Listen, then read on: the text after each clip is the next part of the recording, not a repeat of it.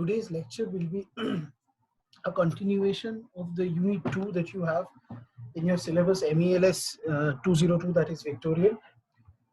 And from fiction, now we are moving to non-fiction. So you must realize that there is a difference between fiction and non-fiction. Non-fiction is something which is not fictionalized. You see, the novels that we did thus far, The Picture of Dorian Gray and Wuthering Heights, those are fictionalized works. They have no bearing on reality. They are works of imagination. But this work that we are going to do today, The Subjection of Women, by a person called John Stuart Mill, sorry, is not a non-fictional work. It is, is not a fictional work. It is a non-fictional work. The work has its basis and base in reality, and it rises out of the real society that we live in. So this is a non-fictional work. You have John Stuart Mill's The Subjection of Women. You have Matthew Arnold's Culture and Anarchy, and you have one more text which I do not quite properly remember, but I had given you the information when we were discussing the syllabus. So we are going into this text, Subjection of Woman by John Stuart Mill. This is while doing this text, we need to get acquainted. While doing this text, we need to get acquainted with certain theories and concepts, certain political, philosophical, literary theories and concepts, because that is what literature is. What is literature? It is but a mirror to the society that we live in. Literature is that medium which studies the society we lives in and speaks about that society. Literature gives voice to the voiceless. Literature gives agency to all those who do not have any agency. It describes what you see around yourselves, the politics of the society that you live in. Nothing is very one-dimensional. The society that you live in is a very political society. And so it describes all the politics of those societies.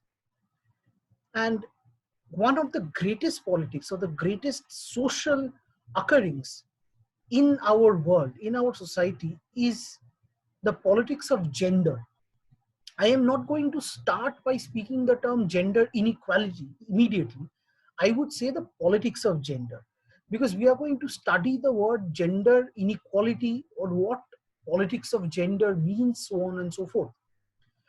Because you need such concepts to understand this essay, The Subjection of Woman.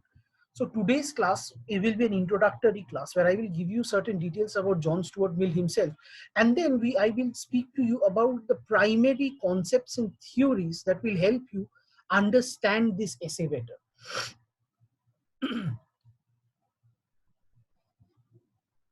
So going on to John Stuart Mill, as you can look by the picture, it's not that he's a very dashing and handsome man. He's a very important man. He's a very important philosopher, political economist, and civil servant. And he, with his wife, Harriet Taylor Mill, they started for the first time bringing out in the open all the notions and ideas of gender inequality. They started to bring out all the politics of gender out in the open, out of the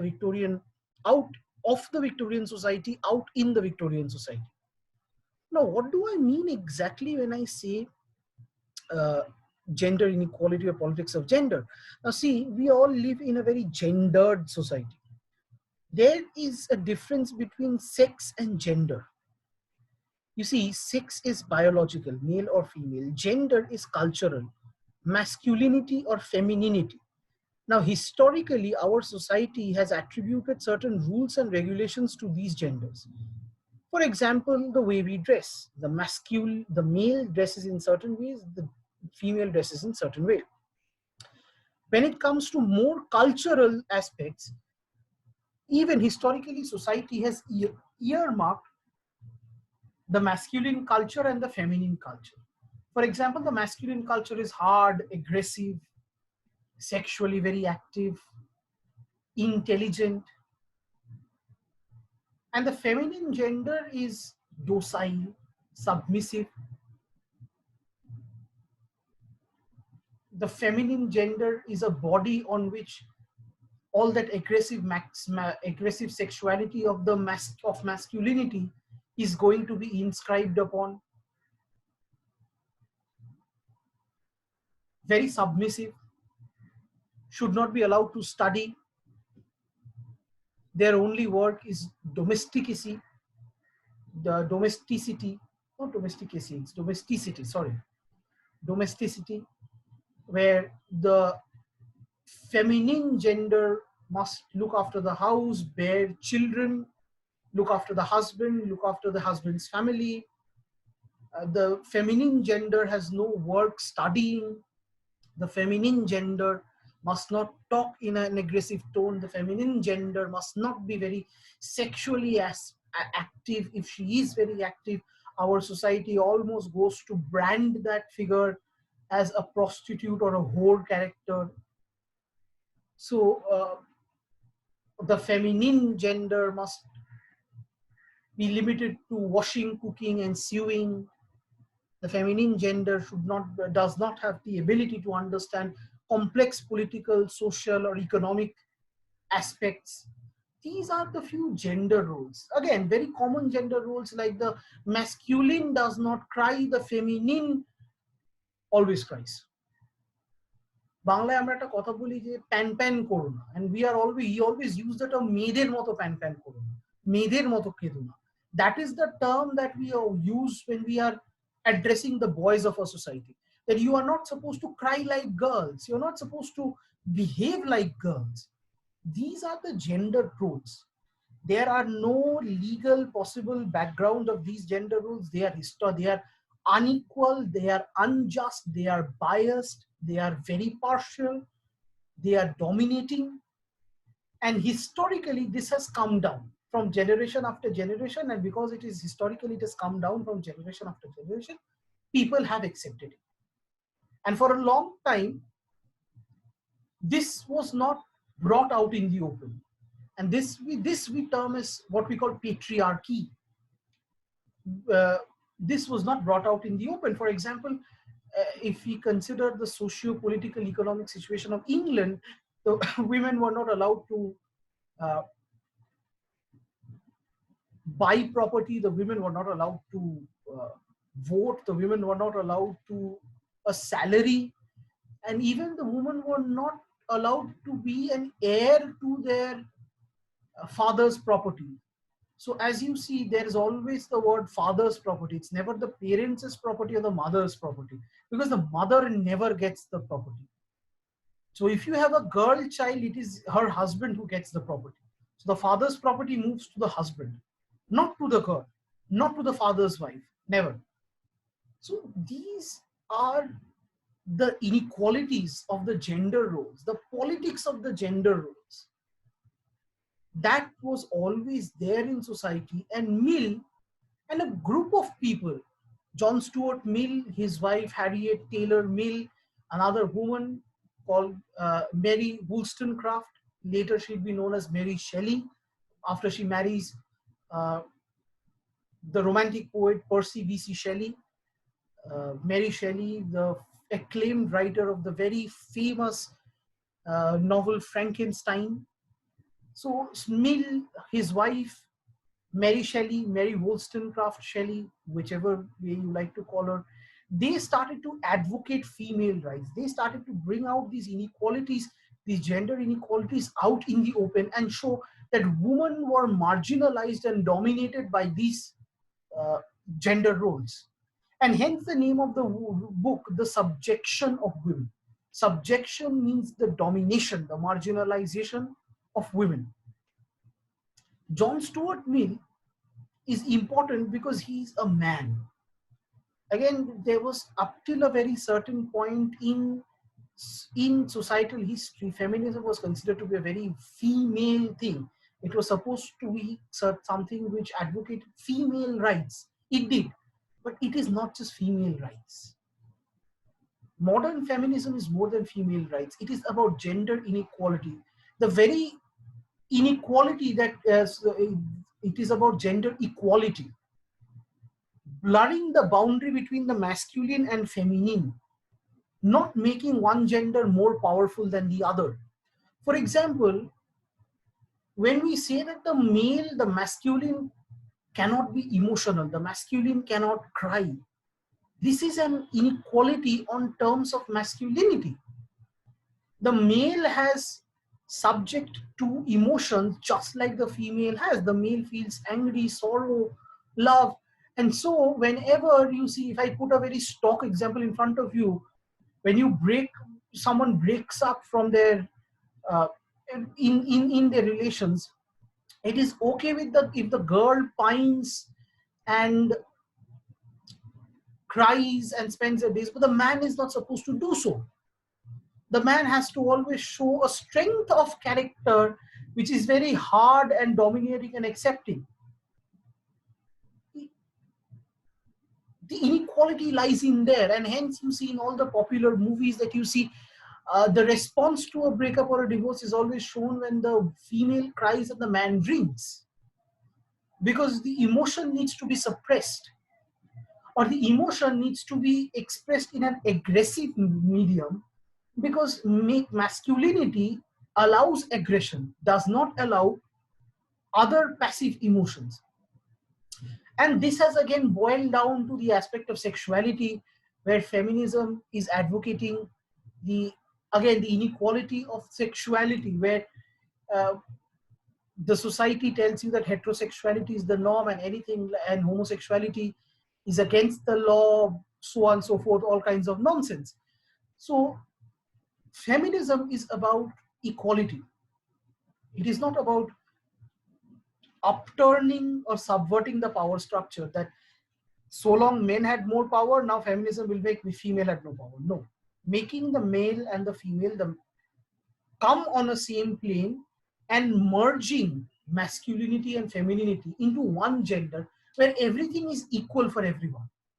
Emotion, love, desire, intelligence, aggression, everything, sexuality, everything is equal and open for anyone. There are no barriers, there are no boundaries created by these historical cultural norms. Uh, Now, yeah, Mill is the most influential English-speaking philosopher of the 19th century, because Mill is a male, and he's speaking of feminism here. So he's perhaps the very first male to get involved in the feminist movement. Uh, and it is because of people like Mill that this demystification has happened, that feminism is not only for women. Patriarchy, just like it dominates female, it also dominates men. It does not do it as overtly as it does to the female, but it does it in a very covert manner. लुकिए छुपिए, चुप चुप के, आपको पता नहीं चलता है, but आप हो जाते हो. This is what feminism brings out, and this is why John Stuart Mill is so important. And he was a member of the Liberal Party, and all these information you can read here. I'm not going into these details, these political details. But John Stuart Mill was influenced by three theories, three concepts, which are political, economic, and literary concepts, which was classical liberalism, utilitarianism, and feminism. We are going to discuss these three concepts. We did discuss feminism a bit. Now we are going to discuss the other two. You need to, a proper knowledge of these concepts will only help you understand this essay better. What is classical liberalism? See, liberalism means liberality, liberal, where everyone has their own individuality, where everyone has control over their emotions, has ownership over their own individuality and emotions, and thus can do what they want. There is no one to stop them. Classical liberalism is a concept, is a very, again, a concept which has a very Marxist leaning, which says that this individual freedom is only possible if there is economic freedom. Individual freedom without economic freedom is a myth. It is only possible if there is economic freedom. So this is classical liberalism. Why is this important in terms of Mill? Because in the subjection of women, Mill brings out how the women are dominated, how they are not allowed to give vote, and how they are not allowed to have right to property or salary. This makes them economically dependent on their fathers, on their brothers, or on their husbands, or on their children, which robs them of their individuality. As long as the women are not given their individuality, that given their economic rights, which patriarchy has so long, which patriarchy has not given them for so long, dominated them, subjugated them, the women will not be allowed to express their individuality.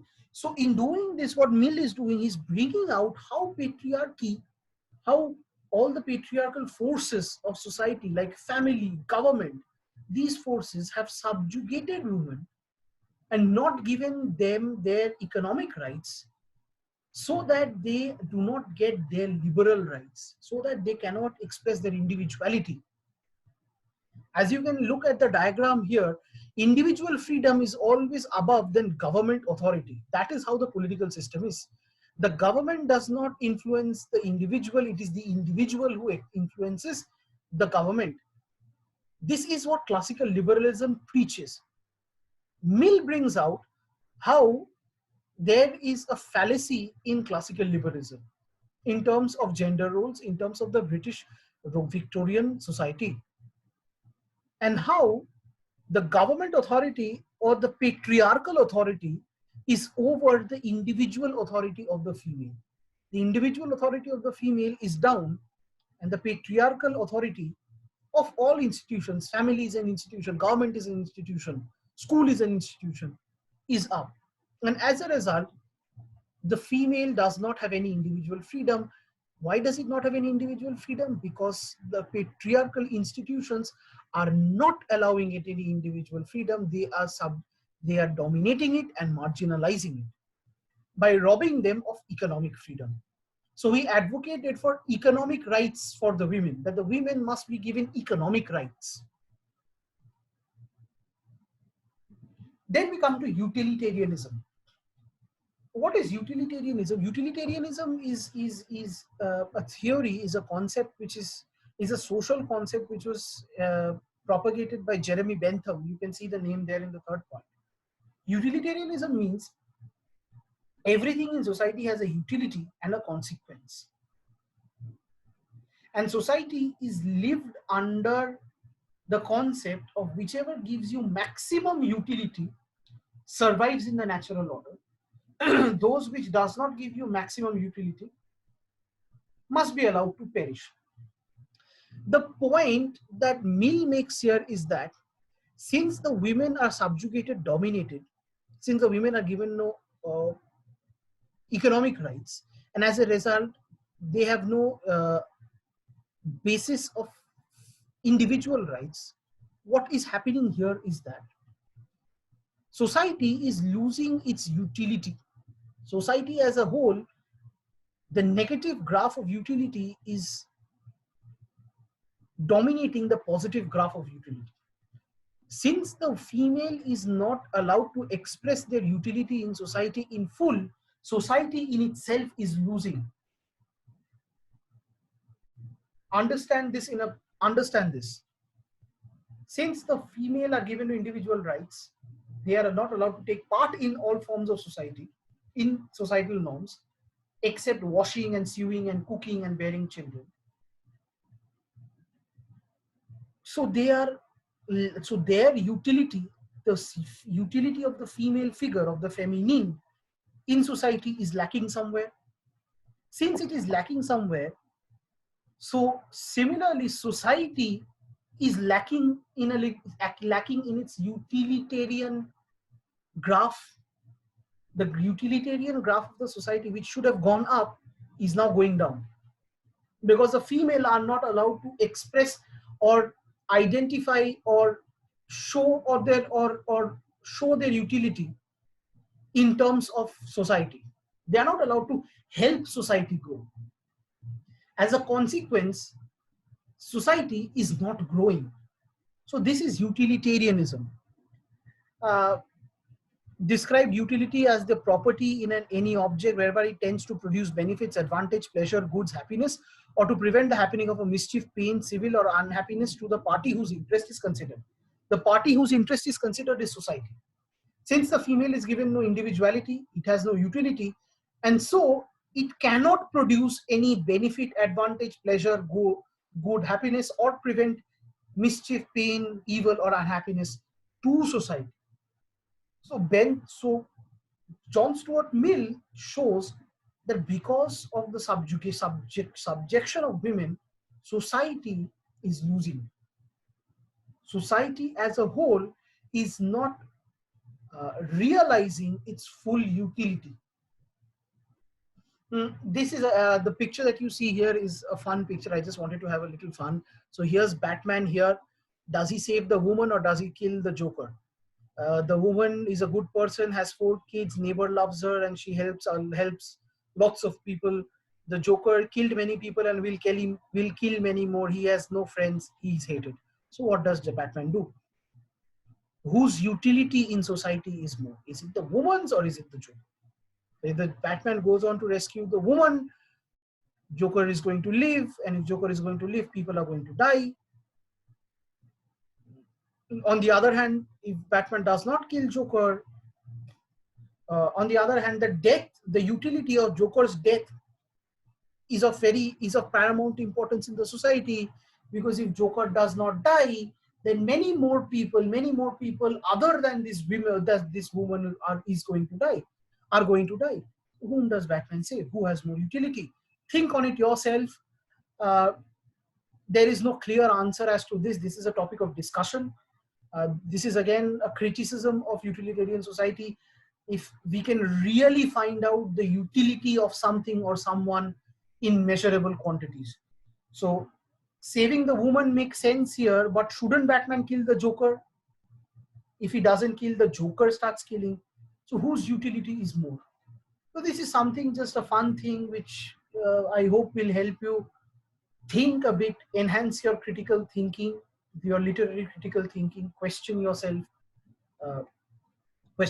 this.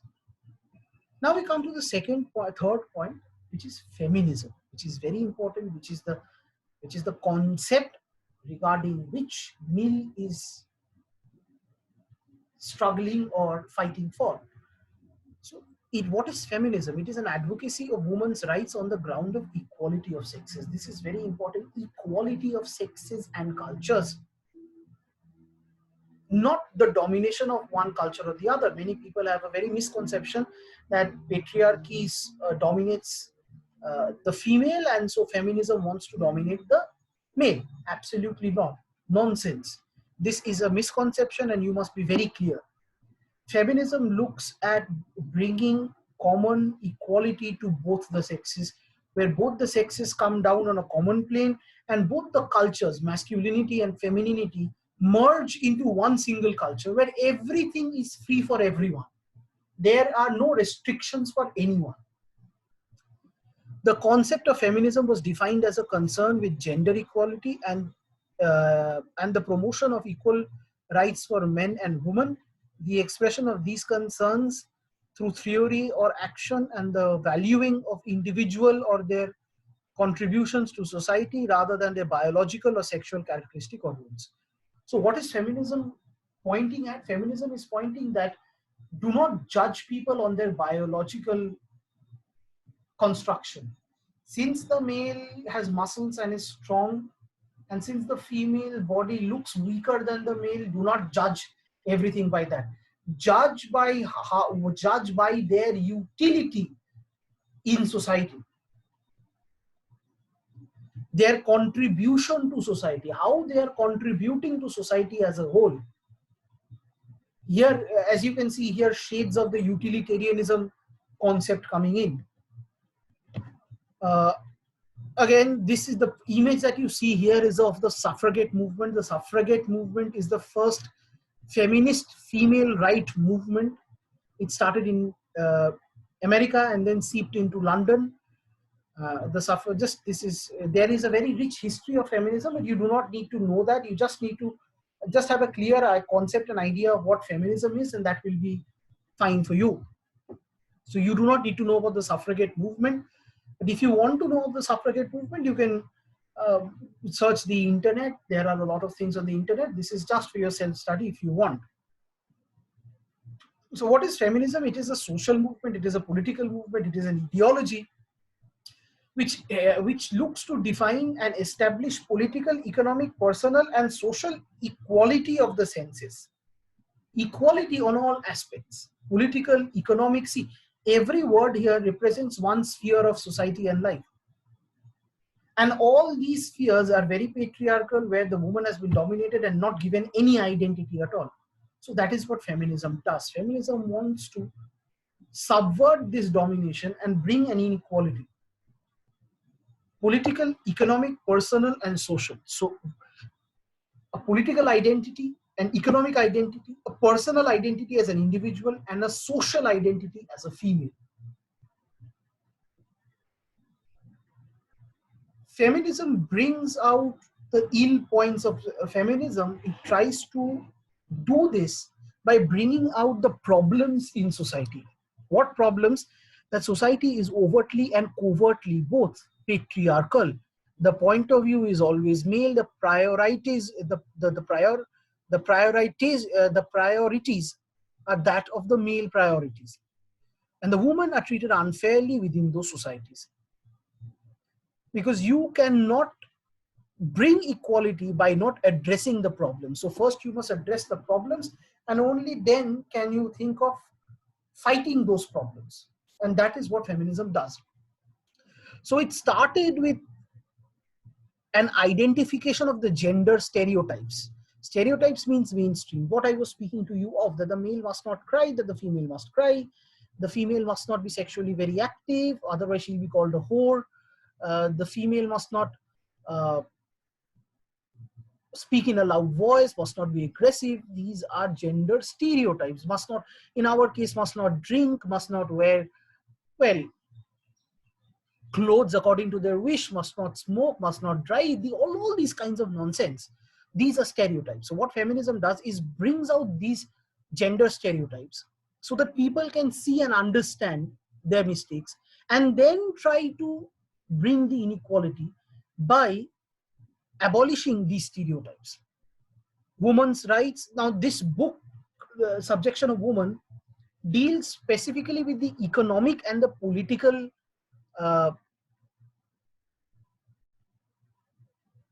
improvement of women, or the economic or the political movement of feminism.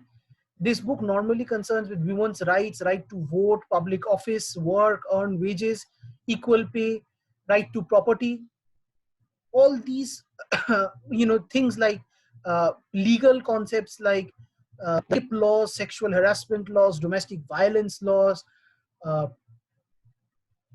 marital rape laws, all these kind of things. So John Stuart Mill's Subjection of Woman, though it does bring forth the predicament of the woman as an individual, but it stresses more on the predicament. It brings out the predicament of the woman as an individual. And Mill is of the opinion that to give female equality, the woman must be given political, legal, and economic rights. Only then will they be able to express themselves as an individual. Patriarchy has not allowed them so, and so he brings out the faults and gives his concepts how this situation can be remedied. I'm going to stop here. If you have any queries, please contact me. These things might become a bit heavy because these are literary theories. Literary theory is always a bit heavy, and I'm trying to do it as simplistically, as in a most simplistic manner. But sometimes you just cannot ignore literary theory. So I had to move into literary theories. I hope you understood. I will upload notes, and if you have any queries, feel free to contact me.